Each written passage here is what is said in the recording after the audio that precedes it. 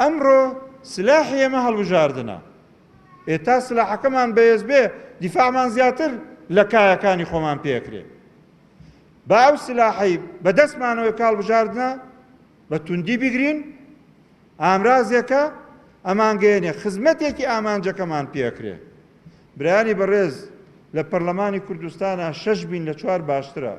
6 بین ڕێئەگرین لەوەی کەوا هەندێک دام و دەستگامان عەرقەلەی بۆ دروست ببێ. لەبەرەوە کاتێکین دەنگەدەین دەکەس بگەینە پەرلەمان دەبێ ئەوەمان لە نیەتا بێ کە ئەم کارێشمان بۆ خوای پەروەردگارە، ئەم کارێشمان بۆ خزمەتە بە ئاینەکەمان، ئەمەیش خزمەتێکە بە سەحوەی ئیسلامی بە کاری ئیسلامیمان، ئەمەیش واجبێکە لەسەر شانمان کە ئەیکەین. لەسەر ئێمە جوهد و ماندوو بوونە.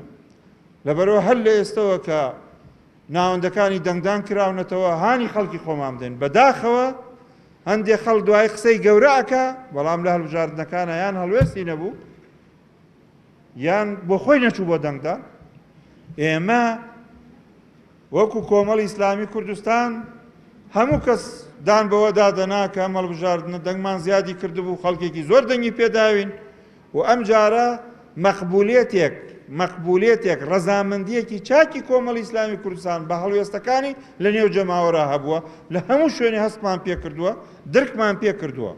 ئینشاڵڵا بۆ کوردستان زیاترە بێ و ئێمە ئەوەی لە توانامانە بێ لەگەڵ هاوکارانمان لە حزبەکانی تر لە ڕێی کۆمیسیۆنی هەڵبژاردنەکانی کوردستانەوە لە ڕێی پەرلەمانی کوردستانەوە هەموو ڕێگریەکەکەین لە تەزویر. بەڵام ناشتوانین بڵێن تەزویر نابێ، بەس ئەم جارە دەبێ چاودێرەکانمان دەبێ بە گەرم و گوڕی بچونەوە سەر سونوقی دەنگدان.